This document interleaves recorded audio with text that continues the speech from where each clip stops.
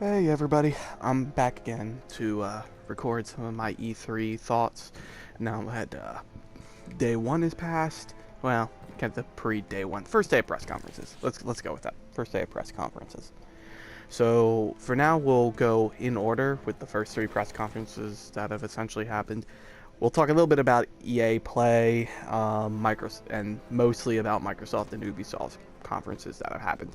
I'll skip Devolver Digital. Their conference is always kind of a joke conference, but it's fun. It's a fun watch. Like if you enjoy kind of just ripping on the whole establishment of press conferences and the announcements that get made, it's a fun watch. But back more to the point. We'll go ahead and start with EA.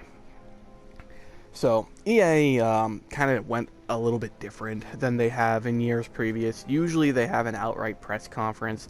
This time it was more like we have a stage and we're going to talk about our games on the stage, one by one. And they really only talked about like 4 or 5 games. So it was a little depressing, but this is kind of what we expected from EA this year. They were already kind of marketing that they weren't having an outright quote unquote press conference, and that it was going to be a little bit different and focus more directly on the individual games that they had. So in that line, we'll go ahead and start. The big highlight that they had was their Star Wars game, Jedi Fallen Order. I don't have much else to say about this. It looks good. Respawn looks like they've done pretty good work on it. It looks a lot like Force Unleashed, though. It's kind of the only downer I have on it. Force Unleashed was a pretty average game. This kind of looks like Force Unleashed, but with much more the Respawn polish. More fluid movement, more fluid character actions, more fluid combat, stuff that I kind of would expect out of a Respawn game. So it looks good. I think Respawn's done pretty good work with it, and I hope it does good for EA and for Respawn, because both of them could kind of use a win right now. Moving on, the next title they kind of talked about was some of the stuff coming out for Apex Legends.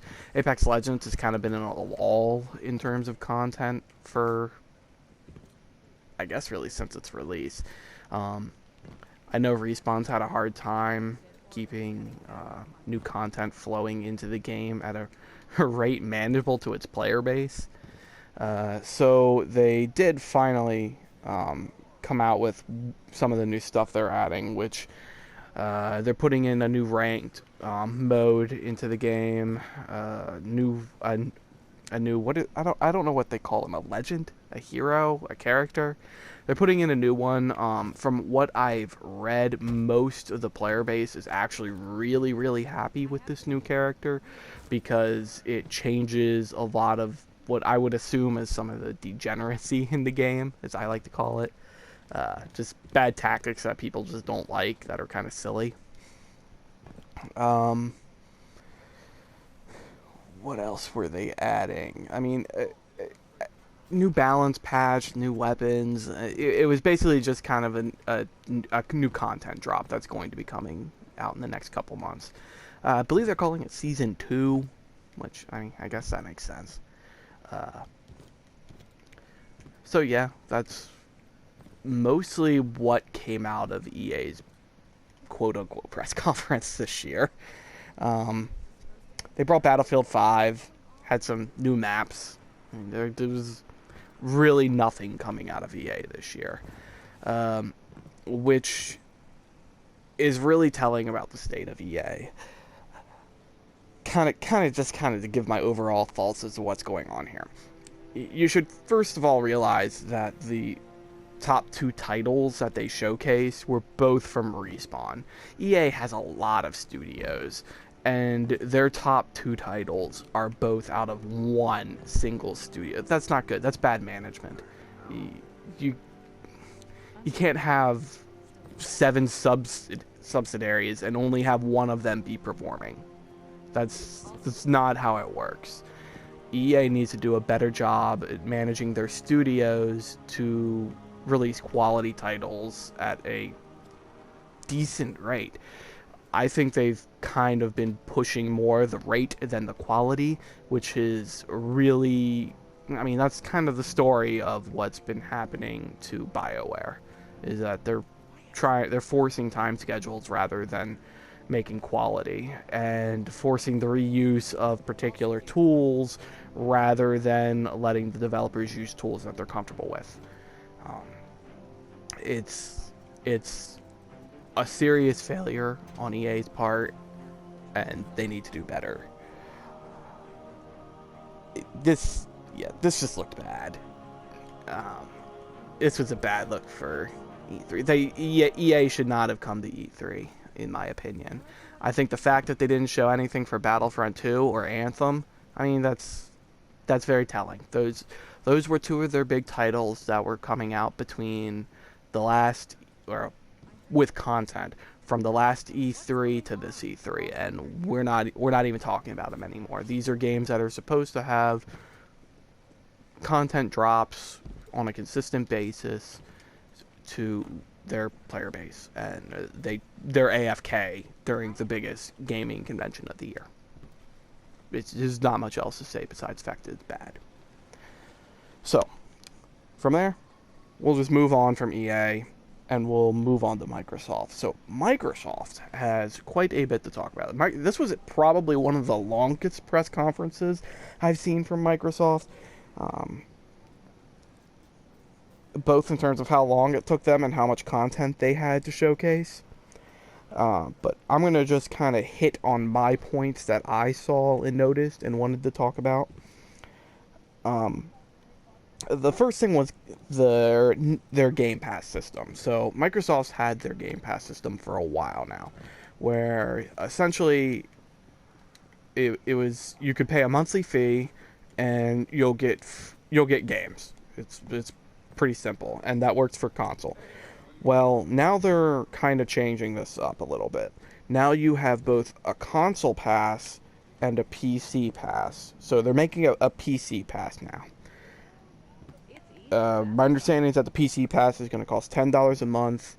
You get a whole boatload of titles with that, and you could play games anytime you want. There's also a combo PC console pass that'll cost $15 a month and will come with Xbox Gold. That's not a bad deal, actually. I do think that's a good deal if you have an Xbox and a PC. If you just have a PC, there's no point in getting the combo pass. Unless they start charging gold again for PC, which I saw that story before. That went well. But if you play PC games, if you play games on Xbox, that combo pass might actually be a decent deal for you. I'm not overly familiar with the list of games on the Xbox Pass. I did look up the list of games that are coming up on the PC Pass. Probably the most important thing, there's a lot of indie games on here. A lot of good indie games on there. Guacamelee 2, Hollow Knight, Momodora, Moonlighter.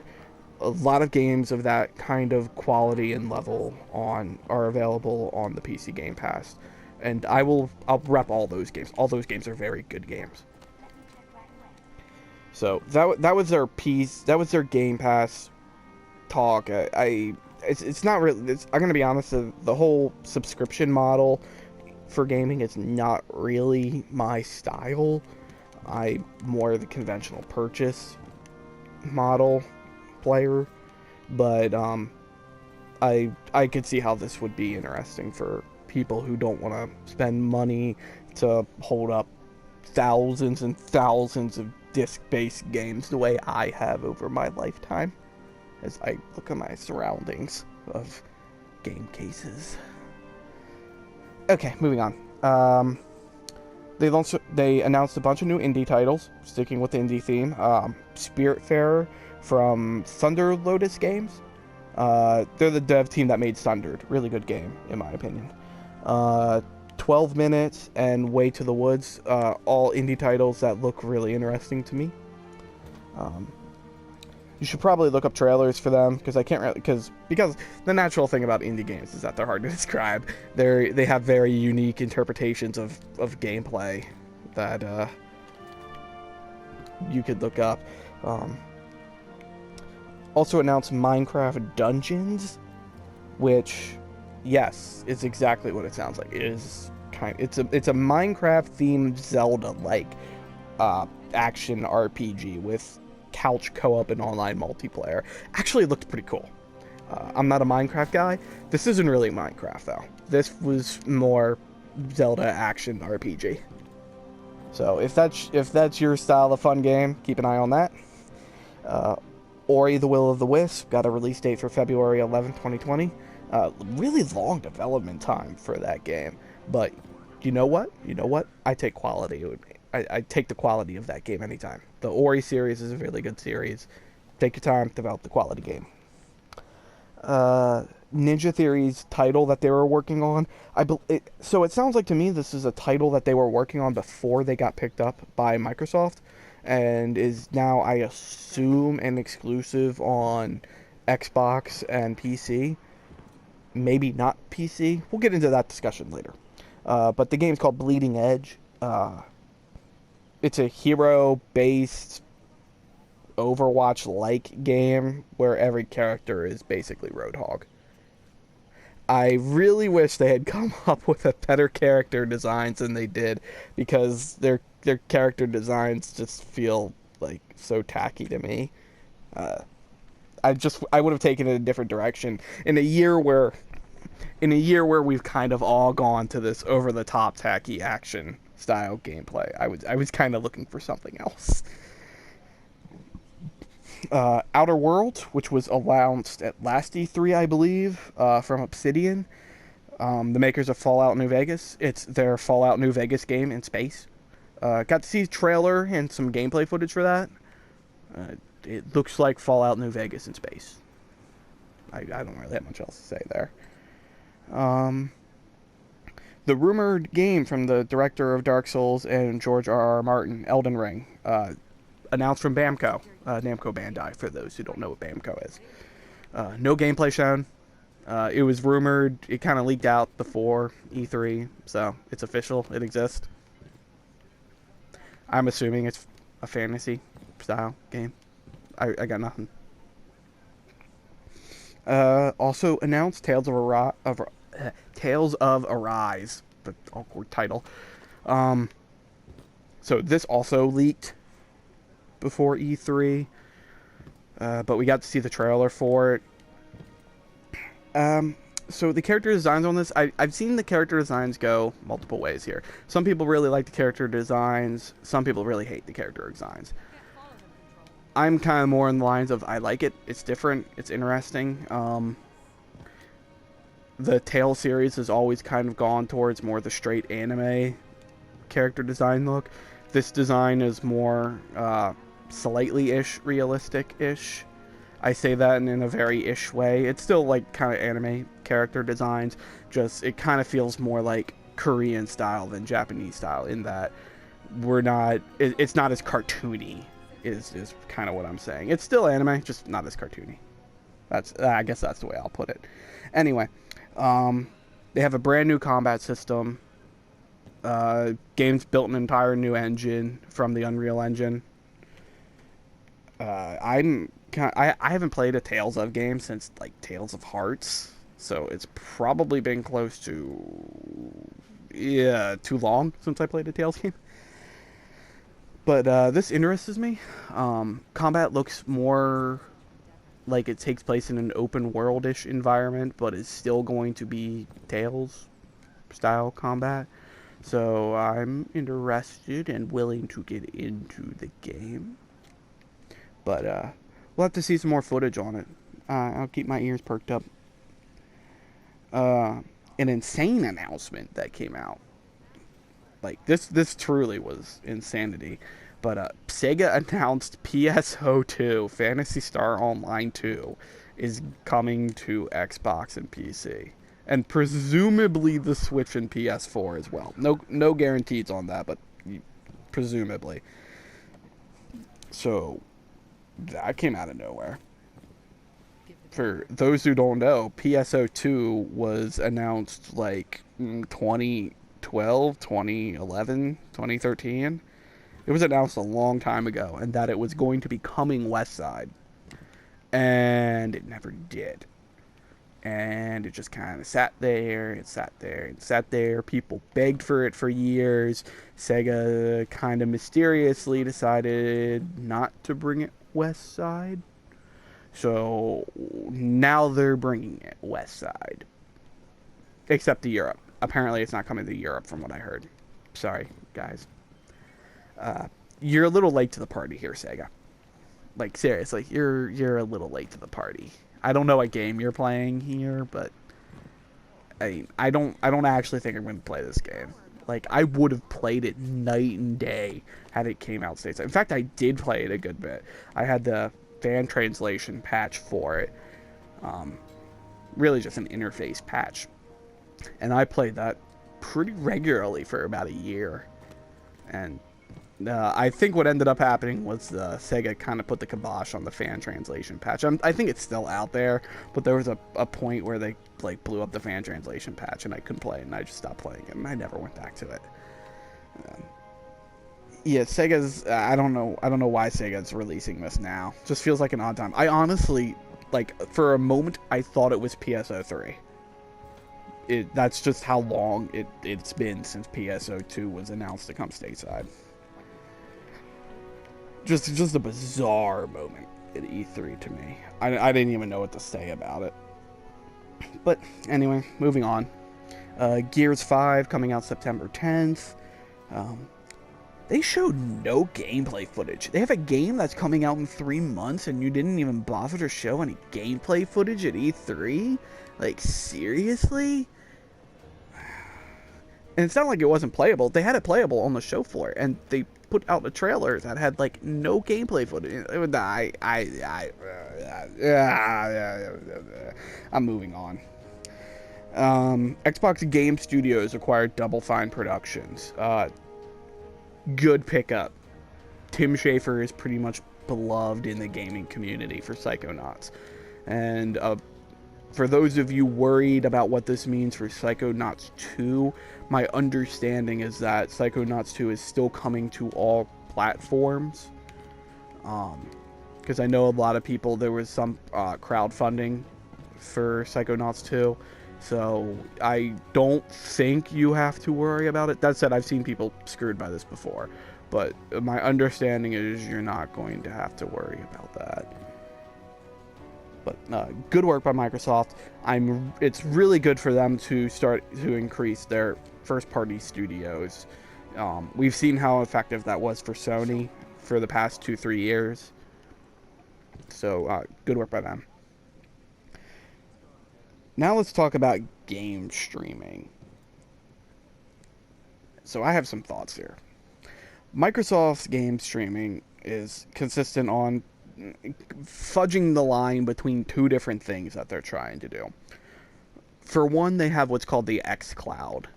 The xCloud is their quote-unquote game streaming service that they're going to launch in October, where you can play your...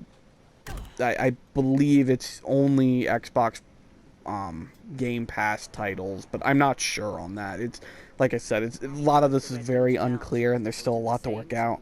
But specifically, they've called out Xbox Game Pass games to be streamable to your consoles and to your tablet, to whatever, to play those games.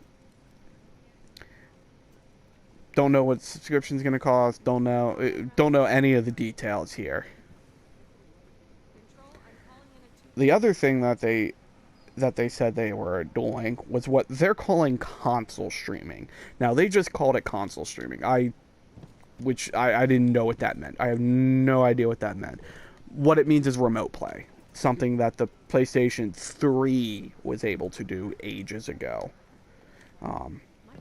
You can play games that you have on your Xbox, on your tablet, be streamed from your Xbox to your tablets, to your phones, to your whatever. It's remote play. We've been able to do it for a while on PlayStation 3 and later PlayStation 4. PlayStation 4 can do it with PlayStation 4 games, so long as the game's installed or in the console. I used to regularly use it to play PlayStation 1 games on my Vita and PSP. just have the game installed on your system, loaded up on your PSP.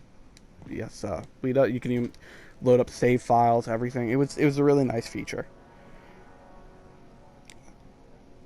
So, like I was kind of trying to get at, this announcement was really botched. I'm really unclear as to what this streaming service is, and because they kept kind of fudging the line between the xCloud and this console streaming, it made it very hard to follow what exactly they were announcing. And when you compare what they were announcing to what Google Stadia offers, it becomes even more confusing. Microsoft hasn't made any play that you can stream games off the if you don't have an Xbox console.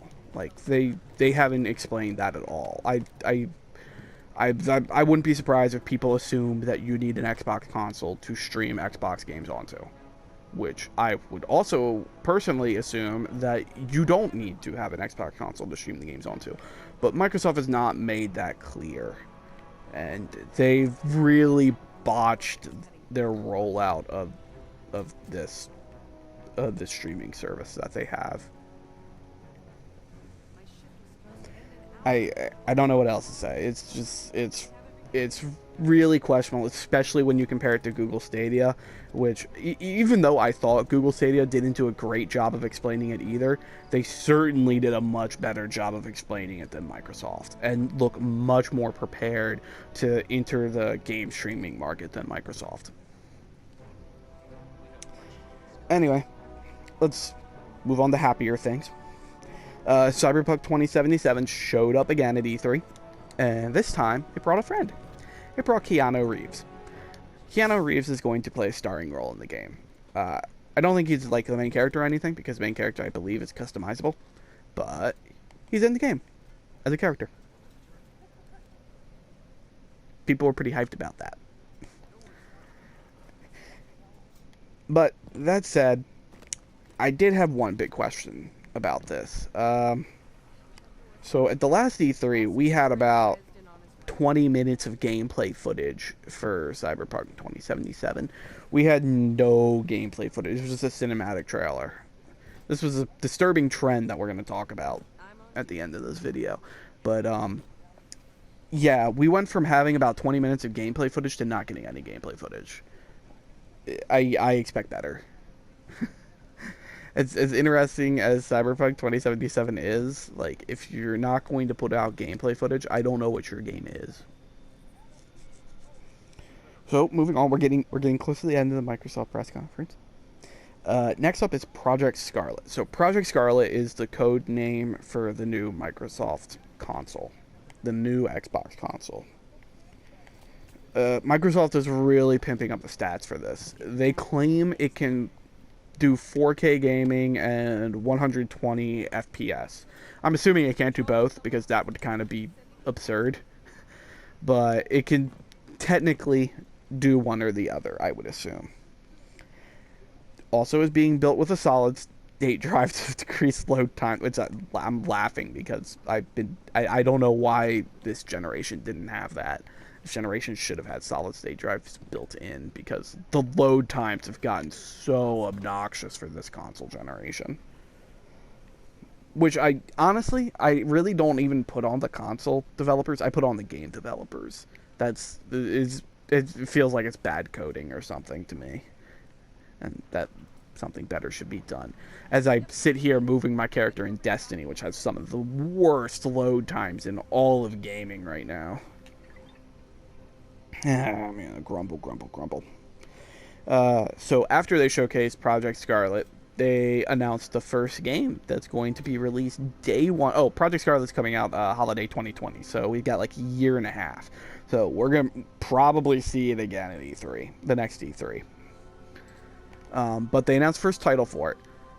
Halo Infinite is going to be a day one title on the project. They showed a cinematic trailer, no gameplay, because this is apparently the E3 of no gameplay.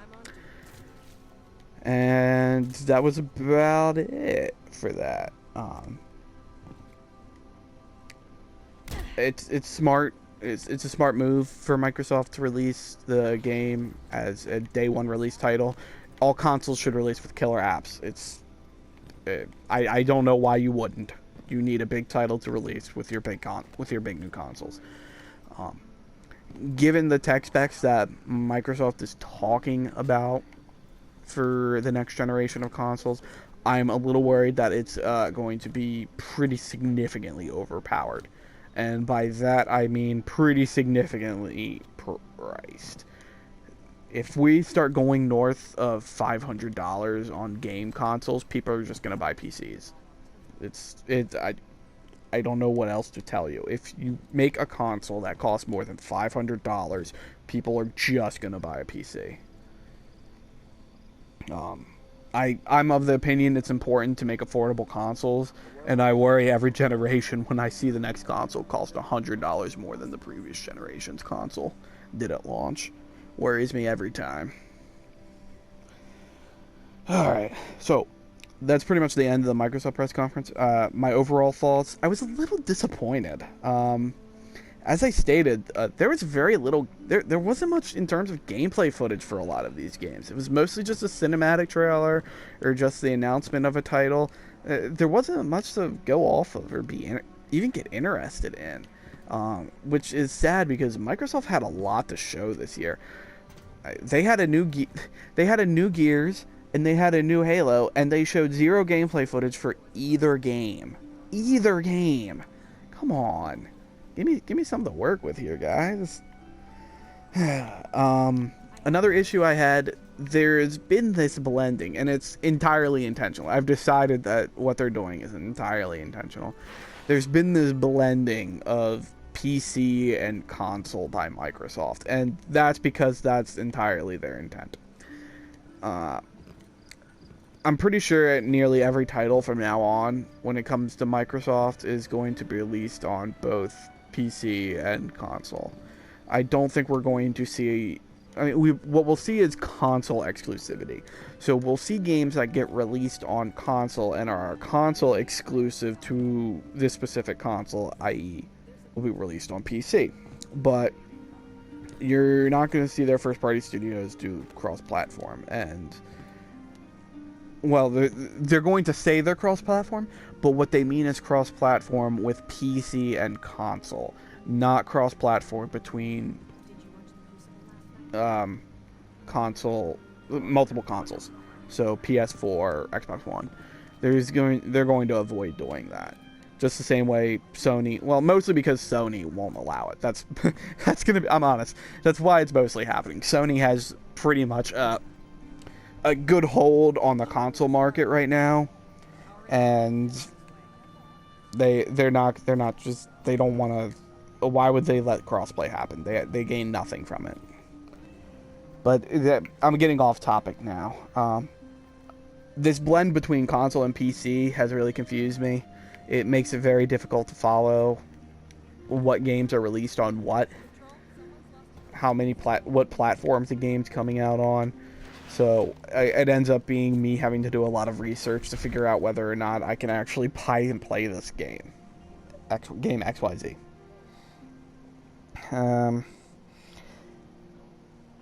Next talking points, streaming tech. I think I covered streaming tech pretty well in terms of what I said before. Microsoft's behind the 8 ball here, and they clearly showed that they're behind the 8 ball. I wonder if they think that they're behind the 8 ball, which is why they didn't really talk much about it this E3. But Google Stadia really cut the legs out from under them. It looks like a much better offering than what Microsoft has to offer in the streaming tech. I was really surprised not to see Fable 4. The Fable 4 rumors that I've been hearing, that was kind of going around, seemed pretty legit. So, color me kind of surprised that Fable 4 was not announced. Yeah, like I said, overall, was somewhat disappointed in Microsoft. They had a lot to bring to the table, and the food offerings were kind of not very deep. The table was full of plates, but there wasn't much on those plates. Alright, so that was Microsoft. Let's move on to Bethesda. So Bethesda had their shindig, this time without a musical performance, because apparently we're not doing that anymore. We're not doing musical performances. I think Bethesda's done a musical performance every year I've watched their press conferences. Or at least Sony has as well. Sony does that too. But anyway, so Bethesda announcements. They showed off Wolfenstein Youngblood. That was a title that they announced last year. Got to see some gameplay footage for it. Has couch co-op multiplayer. That comes out July 26th, so pretty soon. There's plenty of trailers out for it. You like your Wolfenstein game? Like your couch co-op? Take a look at it. Might be interested. Pile of Elder Scrolls stuffies. Elder Scrolls 6 is still being worked on. We know this. My personal expectations for Elder Scrolls 6 is it's going to be a while. Elder Scrolls 6 probably will not come out until well after Starfield has come out. Another title that was no-showed at this Bethesda E3, because Bethesda apparently decided years ago that Starfield was going to come out on the next generation of consoles, which means that it was going to be a very long-term development for a game that had already been an eternally long development. I don't even remember when Starfield was announced, but Starfield has been so long in the making, and you're not going to see Elder Scrolls 6 until after Starfield's out. That's pretty clear to me. Next, Elder Scrolls Legends, to those of you who play that like me. They have a new expansion coming out at the end of June called Moons of Elsewhere. Didn't give many specifics on it, and I probably should have looked it up before I started this as to what exactly kind of expansion that is. I kind of assume it's a story expansion since they just did a big pack expansion. Elder Scrolls Online, a game I don't play, but I know a lot of people like. It's getting a new dungeon expansion called Scalebound. It also got a new cinematic trailer to push their story that they have, along with announcing of the last DLC that's name escapes me, because people seem too hyped up for Scalebound and that trailer. Lastly, Elder Scrolls Blades comes out for Switch. I got nothing else to say there. It's Elder Scrolls Blades. If you play it, yeah, I don't want to talk about Elder Scrolls Blades. Next up, Fallout 76. Fallout 76 is getting a huge free update. And I say huge because it sounds like it is a very big update. It sounds to me like it is their Destiny 2 Forsaken patch, or their Destiny The Taken King patch. You know, the patch that kind of fixes everything we hate about the game. So this update is being called Wastelanders, and it is 100% totally free if you own Fallout 76. It adds, drumroll. I can't do a drumroll. I'm not going to do a drumroll. It adds NCPs. Or, why did I say NCP? Wow, I ruined it. I freaking ruined it, didn't I? It adds NPCs into the game world. Like, computer-controlled NPCs. Well, that's shocking. You know what? We'll talk about that at the end, because that point's worth talking about and getting back to. They're adding NCPs and a new main storyline quest that's more in line with what you would expect from a game in the Fallout franchise. It is also getting a battle royale mode, because every terrible PvE game apparently needs to release, or terrible PvE or terrible PvP game apparently needs to release with a battle royale mode. And that's apparently how you just turn everything around. So, I'll be honest, from what they saw in the trailer, it actually doesn't look that bad. as bad as I wreck on a lot of the battle royale stuff. I'm just too old for battle royales. That's the conclusion I came to. I'm too old for this shit. But anyway, their battle royale spin actually looks pretty interesting. It's called Nuclear Winter. So, as you can guess, the circle is like declination. I can't come up with the word. It's nuclear bombs. So your ring is made by a bunch of nuclear bombs. Lol. Um, I think the other interesting thing I saw about it looks like there's still going to be like bot enemies out on the field to fight, which is a unique spin. I don't think any other game is doing that where the battle royale is actually like a PvPvE environment, which I think is actually pretty cool and really interesting. As like I've played a good bit of Gambit in Destiny 2, which is kind of similar. It's pretty easy to like get pinned down by just a random bot enemy and then picked off by the boss or picked off by another player.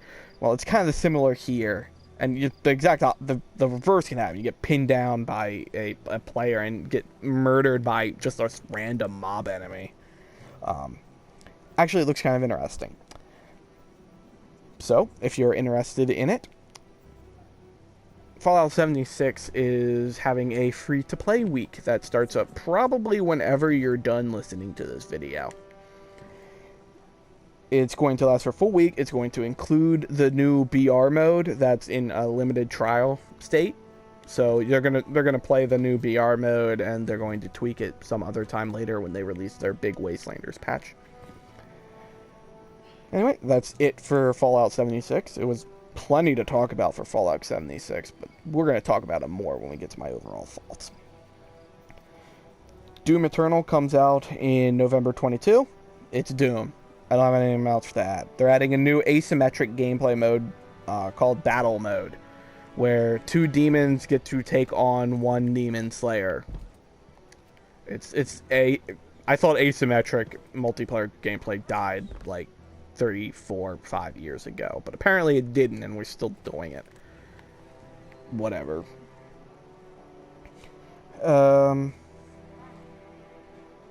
Arcane Leon, they announced a new title called Deathloop. It's about two assassins that are stuck in a time loop trying to murder each other. Very action-oriented game from the developers of Dishonored. Looks interesting. Don't know much else to say. I love my time. I do love my time loop games, though. We'll keep an eye on it just for that. Tango Gameworks, the Evil Within devs, they showed a cinematic trailer for Ghostwire Tokyo, a supernatural action-adventure game. Alright, I'm interested. Tokyo supernatural action event. Yeah, you got me. I'll keep my eye on you too. Neither of those games had any gameplay to show, so they're pretty clearly early in development. Kind of the rumors going around was both of their last games, Dishonored 2 and The Evil Within 2, did not sell very well. So both studios are shifting to release a more action-oriented game. That's a little disheartening. Both those games were very good, and apparently just no one played them. Kind of a theme with Bethesda's.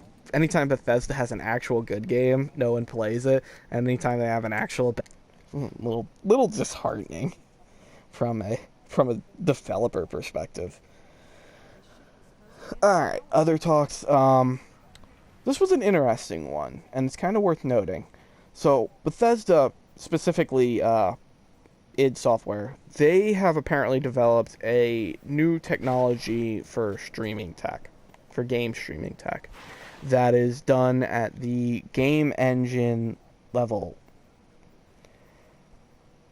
So their claim is that with this technology, which works on apparently what they claim to be any game engine, you just plug it into your engine and it does good work. Significantly reduces the latency and the bandwidth requirements for the game when you're streaming. And they demoed it. They brought out someone playing the 2016 Doom game on their cell phone and claimed that it had minimal bandwidth and latency reductions. I mean, that's something you have to witness to understand. But what's interesting about an announcement like that is that an announcement like that's not for players. The announcement like that is for devs. It's for developers who are developing games and want their games to work better on streaming services. So it's more for your games that are going to be significantly hampered by latency and bandwidth on reactions for players. So your fighting games, your shooter games, your very action-heavy games. This was meant to kind of say, hey, we've got this. You guys might want to talk to us, and maybe we can work out a deal or something. It's a smart move by Bethesda, really. If the market is going to shift more towards the streaming technologies, then having technology that within your actual physical software makes the game easier to stream, I mean, that's probably a worthwhile thing to own. So, let's move on to my overall thoughts. Overall, this was pretty much what I expected from Bethesda. Coming in, we didn't know there wasn't much among the titles. There wasn't a significant quantity of titles known to be coming out from Bethesda. We knew they had the new Wolfenstein game and Doom Eternal, but from a new title perspective, I mean, we could have expected new ESO content, some new Fallout 76 content, but it was nice to see that Tango Works and Arcane Leon had new titles to show, and both of the titles looked kind of interesting. So we'll look to see more gameplay for those at, I assume, probably the next E3. Also, was kind of surprised at how much effort Bethesda has put into Fallout 76 to make it quote-unquote good. Because we turn around and look at like a game like Anthem, which similarly was a very poor game at launch, and the efforts made to turn Anthem around have been pretty much non-existent. Anthem has very little hope of being turned around. I had very little hope at Fallout 76 being turned around, and it seems like Bethesda is willing to put in the work and the effort to turn it around. Now, the unfortunate side of that is turning it around is basically caving to their fan base. That's probably a good thing in their case, but what I mean by caving to their fan base is what their fan base constantly said was that they wanted a Fallout 76 game. They wanted a Fallout. They wanted a Fallout story. They wanted Fallout characters. They wanted Fallout-based text trees. Fallout 76 was not that. The expectation we were told from Bethesda about Fallout 76 was make your own stories. You were going to go out with your friends, and we weren't creating those stories. You were creating those stories. Thank you, Guardian. Well, they threw all that out the window today. We're making the stories. We're not making stories anymore. They're making stories. They're going to come up with a whole new quest line. They're adding NCPs. They're adding text trees back into the game.